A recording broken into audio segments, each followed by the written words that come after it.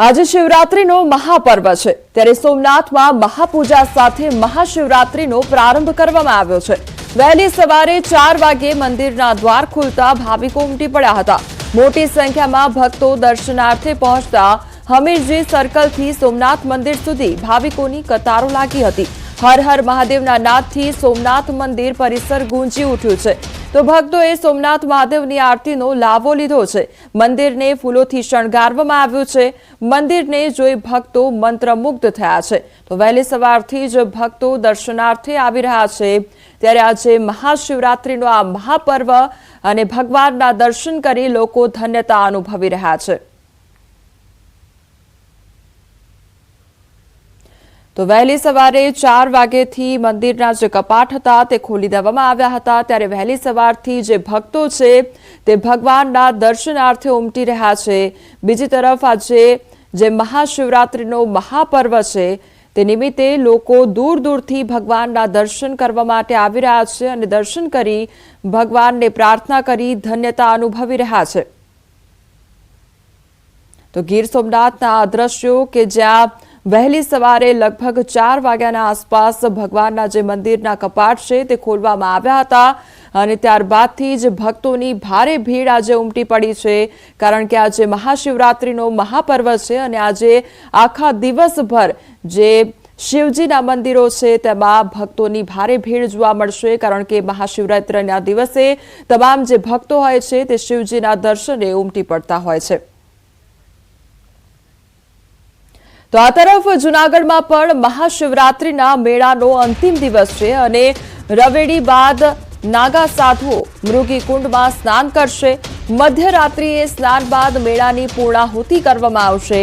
વહેલી સવારથી ભક્તો ઉમટ્યા છે। કુંવરજી બાવળિયા ભવનાથ મંદિરમાં દર્શન કરવા માટે પહોંચ્યા છે તો જૂનાગઢમાં પણ વહેલી સવારથી ભક્તોનો જમાવડો જોવા મળી રહ્યો છે અને આજે જે મહાશિવરાત્રીના મેળાની પૂર્ણાહુતિ થશે। આજનો આ મેળાનો અંતિમ દિવસ અને મહાશિવરાત્રીના સાથે આ મેળાની પૂર્ણાહુતિ પણ કરવામાં આવશે તો રાત્રિના સમયગાળા દરમિયાન આ મેળાની પૂર્ણાહુતિ કરવામાં આવશે। એક તરફ ભક્તોનો જમાવડો જોવા મળી રહ્યો છે ત્યારે વહેલી સવારથી ભક્તો ઉમટી રહ્યા છે દર્શનાર્થે। ત્યારે કુંવરજી બાવળિયા પણ ભવનાથ મંદિરમાં દર્શન કરવા માટે પહોંચ્યા છે। લોકોમાં આજે એક અનેરો ઉત્સાહ અને એક અનેરો ભક્તિનો માહોલ જોવા મળી રહ્યો છે। વહેલી સવારથી જ આજે ભક્તિમય વાતાવરણ જોવા મળી રહ્યું છે કારણ કે મહાશિવરાત્રીનો આ મહાપર્વ અને એમાં પણ જૂનાગઢમાં ભવનાથના મેળાનું આયોજન ત્યારે ભક્તો વહેલી સવારથી આ ભવનાથના મેળામાં ઉમટી પડ્યા છે। સંવાદદાતા દીપિકા અમારી સાથે જૂનાગઢથી જોડાઈ ગયા છે। દીપિકા, જે પ્રમાણે આજે ભવનાથના મેળાનું આયોજન આટલા દિવસથી કરવામાં આવ્યું છે અને આજે અંતિમ દિવસ પૂર્ણાહુતિ પણ થશે રાત્રિના સમયે, પરંતુ વહેલી સવારથી કયા પ્રકારનું વાતાવરણ જોવા મળી રહ્યું છે? કેવો ભક્તિમય માહોલ?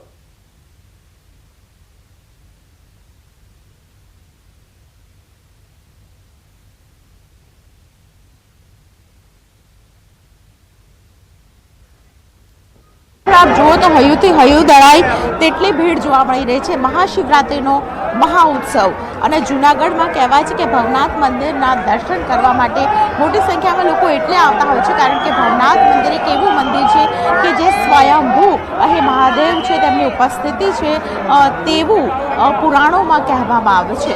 આપણે એ પણ જણાવી દઈએ કે આજના દિવસે ખાસ કરીને મોટી સંખ્યામાં ભીડ એટલે પણ ખરા કારણ કે રાતના સમયે અહીં રવાડી નીકળે છે।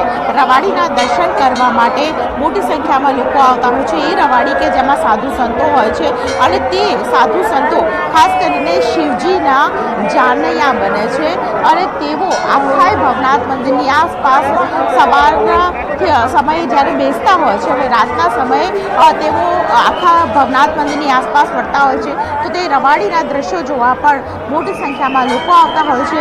કોમલ, આપણે એ પણ જણાવી દઉં કે સવારથી જ લગભગ 1 થી 1.5 લાખ જેટલા લોકોએ દર્શન કરી ચૂક્યા છે અને કેટલાક લોકો સાથે પણ વાતચીત કરવાનો મારો પ્રયત્ન રહેશે। બેન, કેટલા સમયથી તમે જૂનાગઢ આવો છો ને શું તમને અત્યાર સુધી અનુભવ તમારો કેવો? અમે 15-20 વર્ષથી આવી છીએ। દર વર્ષે આવી જૂનાગઢ। એવું તો શું છે કે જે તમને દર વર્ષે અહીં ખેંચી લાવે? આમાં ભક્તિ, ભવનાથ બાપાની ભક્તિ અમને ખેંચી લાવે। ક્યાંથી આવો છો? ભાવનગરથી। ભાવનગરથી આવો છો, વેરી નાઇસ। નાઈસ.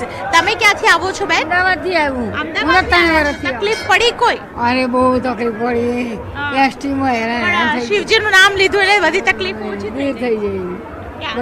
દર વર્ષે આવો દર વર્ષે તો બોલો હર હર મહાદેવ. હર હર મહાદેવ. તમે ટીવી જોવું એવું છે. તો ઘણા બધા લોકો છે તે અહીં આવે છે અને આપ જુઓ તો ગેટ છે બંધ કરી દેવામાં આવ્યો છે. આ જેટલા લોકો છે દર્શન કરી લેશે ત્યારબાદ સ્ટેપ બાય સ્ટેપ આ પ્રકારનું આયોજન કરવામાં આવ્યું છે કે સ્ટેપ બાય સ્ટેપ ફરી એકવાર ગેટ ખોલી દેવામાં આવશે અને ત્યાંથી લોકોને અંદર આવવા દેવામાં આવશે. તો આ પ્રકારનું આયોજન કરવામાં આવ્યું છે. ખૂબ જ મોટી સંખ્યામાં ભીડ છે.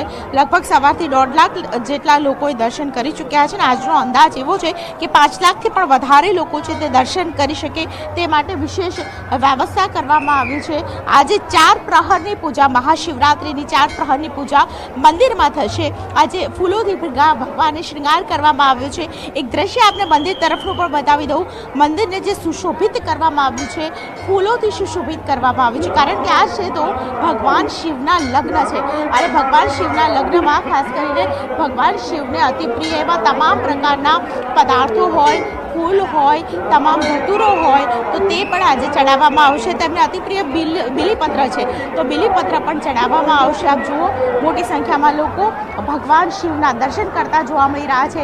ભવનાથ મંદિરના પણ દર્શન આપને બતાવીશું. ભવનાથ મંદિર તરફ સીધા જે લોકો ન્યૂઝ 18 ગુજરાતના માધ્યમથી સીધા લાઈવ પ્રસારણ જોઈ રહ્યા છે તો તે લોકો પણ જે લોકો અહીં નથી આવી શક્યા તેમની માટે ખાસ આ દ્રશ્યો હું આપને બતાવી રહી છું કે જ્યાં ખાસ અહીં લોકોની ભીડ વચ્ચે કેવી રીતે મહાદેવની પૂજા થઈ રહી છે. આ મહાદેવની માત્ર એક જે દ્રશ્ય છે તે દ્રશ્ય જોવા માટે લોકો અહીંથી દૂર દૂરથી આવતા હોય છે. ઘણા લોકો આ રીતે ખાસ અહીં જ્યારે આવતા હોય છે ત્યારે તેમનો ઉત્સાહ છે તે ઉત્સાહ બેવડાય તે માટેની વિશેષ વ્યવસ્થા પણ કરવામાં આવે છે. આપણું વ્યવસ્થાપન કેવું છે કારણ કે આટલી મોટી સંખ્યામાં લોકોએ લગભગ સવારથી 1.5 લાખ લોકો દર્શન કરી ચૂક્યા છે. જય ભવનાથ મહાદેવ, હર હર મહાદેવ. આજે શિવરાત્રીનો મેળો છે ને ભવનાથ દાદા, શંકર બાપા, મહાદેવ, દત્તાત્રેય ભગવાન, ગાયત્રી માં, ગણપતિ દાદા. આજે પાલખી યાત્રા નીકળશે, ભગવાનની રવાડી નીકળશે. મુરગીકુંડ ભગવાનના આશીર્વાદ ખૂબ જ ભાવિ ભક્તો આવી રહ્યા છે જેથી ભવનાથ મહાદેવ સરસથી મેળો પૂર્ણ થાય કે લોકો ખૂબ આશીર્વાદ લે ભવનાથ મહાદેવના. એવા ભવનાથ દાદાના આશીર્વાદ આજથી ભવનાથ દાદાના આપણા વડાપ્રધાન સાહેબ મોદી સાહેબને પણ શિવરાત્રીના આશીર્વાદ મળે એ કામના કરી ભવનાથ મહાદેવના આશીર્વાદ મળે. કેટલા દિવસની આપણે આજે 4 પ્રહરની પૂજા છે, આપણે કેવી રીતે આયોજન કર્યું છે 4 પ્રહરની પૂજાનું? ભગવાનને શું શું ચડશે? અત્યારે પૂજા ચાલી રહી છે, બાકી સાંજે 6 વાગ્યા પછી બધી પાછી પૂજા બધી થશે. અત્યારે સવારથી પૂજા આખી રાત પૂજા ચાલી છે. ખૂબ જ પૂજા સરસ ચાલી રહી છે. રાતે રવાડીની રથયાત્રા રવાડી નીકળશે, એની પૂજા કરશે. તો અહીંથી ભવનાથ મહાદેવના આશીર્વાદથી મોદી સાહેબને ખૂબ આશીર્વાદ મળે, સીએમ સાહેબ આપને આશીર્વાદ મળે, સરકારને અને પ્રશાસન, કલેક્ટર સાહેબ, એસપી સાહેબ, કમિશનર સાહેબ બધાને. બિલકુલ. રાત્રે ભસ્મ આરતી પણ કરવામાં આવશે તો રાત્રે ભસ્મ આરતીને લઈને પણ આયોજન જે કરવામાં આવે છે ભસ્મ આરતીનું શું મહત્વ છે? ભસ્મ આરતીનું કારણ કે શિવજી છે એ ત્યાગ અને ત્યાગનું પ્રતીક છે. મહાશિવરાત્રિને દિવસે જ્યારે ભક્તોની મનોકામના પૂર્ણ કરવા માટે ભક્તો જળાભિષેક, દૂધ અને ભસ્મ આરતી થતી હોય છે. આજે રાત્રે જ્યારે 8 વાગે રવાટી નીકળશે ત્યારે સૌપ્રથમ ભોળાનાથની આરતી થશે, ત્યારબાદ પરમ પૂજ્યપાદ શંકરાચાર્યની પાદુકા પૂજન અને ત્યારબાદ વિવિધ અખાડાઓ, જૂના અખાડા, આવાહન અખાડા અને અમારા અગ્નિ અખાડા, વિવિધ અખાડાઓના પદાધિકારીઓ રવેટીમાં નીકળશે અને જે ભાવિ ભક્તો અહીંયા પધાર્યા છે એમને દર્શન આપશે. ત્યારબાદ રવેટી રૂગીકુંડમાં પધારશે.